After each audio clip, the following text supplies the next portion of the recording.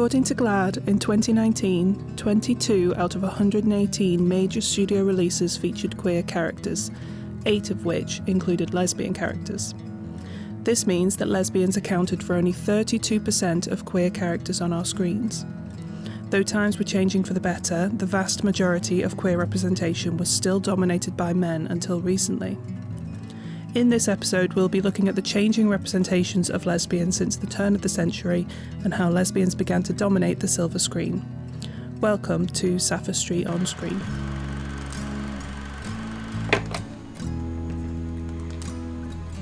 Hello? Diane? Camilla? Kicking off the early 2000s, there were a few major releases that featured lesbian characters, such as David Lynch's Mulholland Drive. Critics and audiences alike were blown away by this surrealist film that tells the story of an amnesiac woman who meets and befriends an aspiring actress called Betty.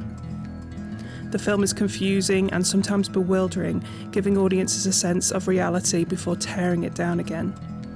Writer and director David Lynch is famous for operating outside the bounds of convention, rebelling against the norm and creating complex and unusual worlds that confuse his audiences. While discussing this film, theorist Lee Wallace said, "Lesbianism dissolves the ideological conventions of narrative realism, operating as the switch point for the contesting story worlds." In other words, the lesbian themes in this film open up the film to a world wider than the restraints of Hollywood. The main characters Betty and Rita worship each other in a glamorized display of sapphic love. However, some critics have discussed the stereotypical portrayal of lesbians here and the over-sexualized, glamorous construction of lesbian archetypes for the male gaze. こんなんでも私になりたいと思う?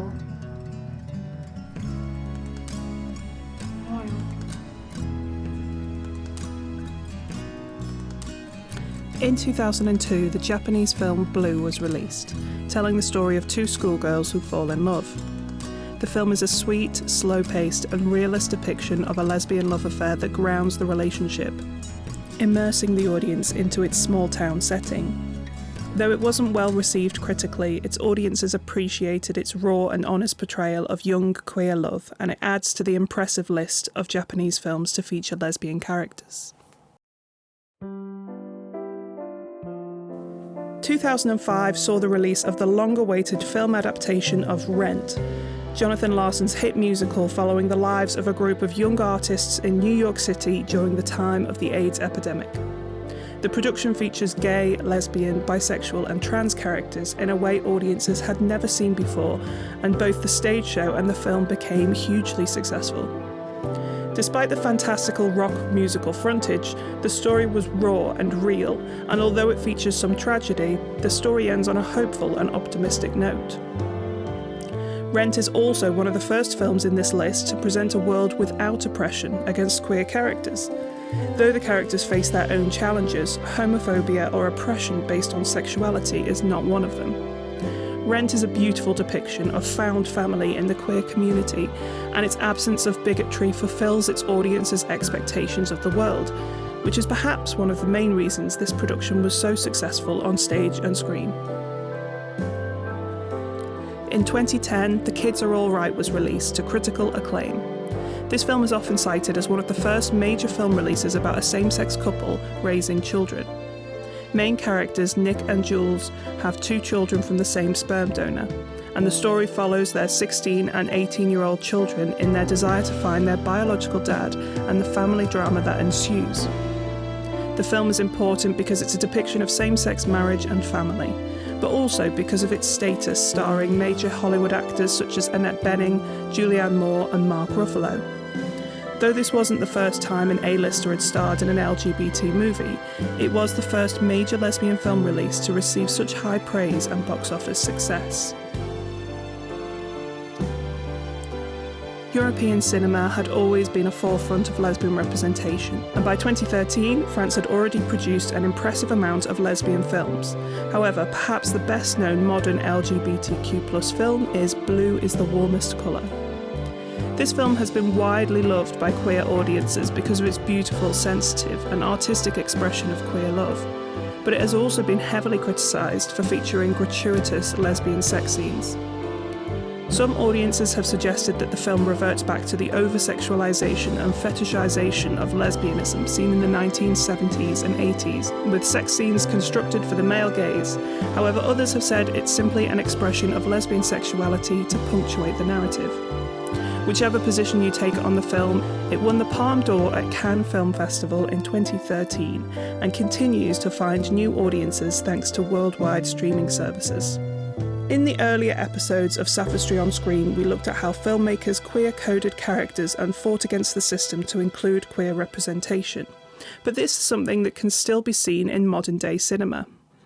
In 2018, Kenyan film Rafiki was released with the story centering around a lesbian couple who fall in love despite stigma from their families and the politics of their country. Same-sex relationships remain illegal in Kenya, and so Rafiki serves as a political message, providing insight into the lives of queer people in Kenya who suffer based on these oppressive laws.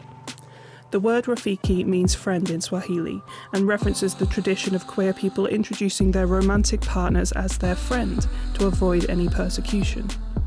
Due to the political landscape, the film was banned. However, filmmaker Winuri Kahiu contested this choice and fought for the film to be screened in Kenya and could therefore be submitted for consideration for the Best Foreign Language Film at the Academy Awards.